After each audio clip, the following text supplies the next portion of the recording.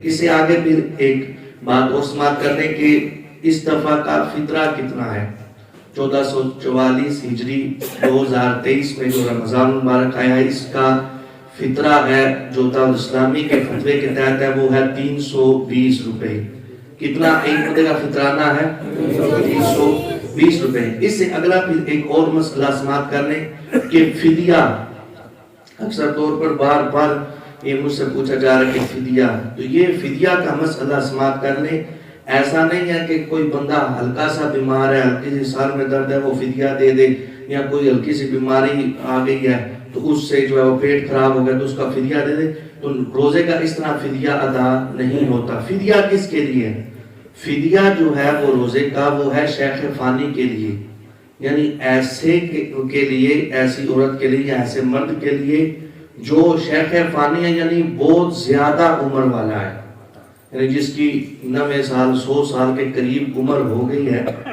اس کے لیے یہ فدیہ ہے کہ وہ فدیہ دے گا شیخ فانی کے لیے۔ یہ عام معمولی سی بیماری کے لیے وہ فدیہ ادا کرے گا تو وہ صدقہ تو ہو جائے گا، لیکن فدیہ روزے کا ادا نہیں ہوگا۔ اب اس میں علماء نے یہاں تک لکھا اگر کسی بندے کو استطاعت ہے کہ وہ ایک دن روزہ رکھ لے تو دوسرے دن اس کی طاقت نہیں رہتی، تو وہ اس طرح کرے، ایک دن روزہ رکھ لے، ایک دن چھوڑ دے، ایک دن رکھ لے، ایک دن چھوڑ دے، ایک دن رکھ لے، ایک دن چھوڑ دے، اس طرح کر کر وہ 15 روزے رکھ لے، اور 15 روزوں کی بعد میں وہ جو ہے اس کی قضا کر لے۔ اگر بیماری ہے، اس حالت میں ہے کہ بیماری برداشت سے باہر ہے، یہ اس حالت کی بات میں کر رہا ہوں کہ جس حالت میں وہ اتنا مطلب وہ کمزور ہو جاتا ہے کہ دوسرے دن روزہ نہیں رکھ سکتا، تو اب اس کے لیے یہ بھی حکم نہیں ہے کہ فدیہ دے دے، اس کے لیے حکم یہ ہے کہ پھر بعد میں اس کی قضا کر لے۔ پھر ایسی بیماری ہے کہ وہ ایک دن رکھ لے تو 2 دن طاقت نہیں رہتی، تو ایک دن رمضان کا روزہ رکھ کے 2 دن چھوڑ کے پھر آگے روزہ رکھ لے۔ یہ اس حالت میں جب بیماری ایسی ہو کہ جو برداشت سے باہر ہو، تو پھر اس بعد میں اس کی قضا کر لے۔ تو اسی طرح اگر کوئی بندہ وقتی طور پر بیمار ہے، وہ اس وقت ایسا بیمار ہے کہ جس کی بیماری کا واپس لوٹنا جو ہے وہ ممکن ہی نہیں، یعنی ڈاکٹروں نے کہہ دیا کہ یہ اس طرح بیمار ہے، اس بیماری میں اس کا انتقال ہو سکتا ہے، یہ ٹھیک ہونے کے قابل نہیں رہا، اگر ایسا کوئی جو ہے وہ حکیم جو بالکل صحیح بتا سکتا ہو، ایسا طبیب جو کہ بیماری کو سمجھتا ہو، وہ کہہ دے کہ اب اس کی بیماری ٹھیک ہی نہیں ہوگی، یہ اس حالت میں دنیا سے رخصت ہو جائے گا، تو اس کے لیے فدیہ ہو سکتا ہے۔ پھر اس کے فدیے کا پھر اگلا حکم کیا ہے؟ اگر وہ بندہ ٹھیک ہو جاتا ہے تو وہ جو اس نے فدیہ دیا، وہ فدیہ اس کا صدقہ نافلہ ہو جائے گا، اور وہ ٹھیک ہونے کے بعد روزے جو گزر کے جن کا اس نے فدیہ دیا تھا وہ ان روزوں کی قضا رکھے گا۔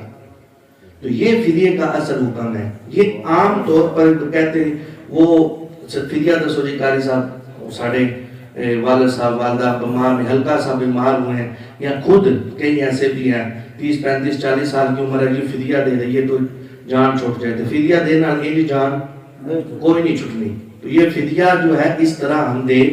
نہیں سکتے۔ شیخ فانی کوئی ہے جو بہت زیادہ اس کی عمر ہو گئی ہے، تو اس کے لیے یہ فدیہ روزے کا ہے، اور فدیہ روزے کا سماعت کر لے وہ ہے ایک مسکین کا صبح و شام کا کھانا۔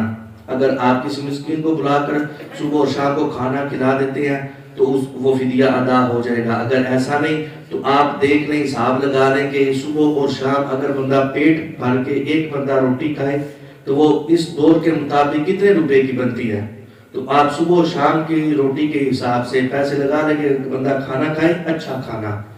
تو وہ صبح اور شام کے کتنے پیسے بنتے ہیں، تو وہ اتنے پیسے جو ہے وہ کسی مسکین کو، کسی فقیر کو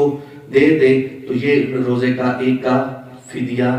ادا ہو جائے گا۔ تو یہ فدیہ کی اصل ہے کہ عام روٹین میں جو چھوٹی سی معمولی سی جو ہے وہ بیماری پر فدیہ دینے پر آ جاتے ہیں، وہ ان کا صدقہ نافلہ ہوگا، فدیہ روزے کا ادا نہیں ہوگا۔ اللہ رب العزت ہمیں شریعت مطالعہ کے مطابق زندگی بسر کرنے کی توفیق عطا فرمائے۔ یا ربی بالمصطفى بلغ مقاصدنا واغفر لنا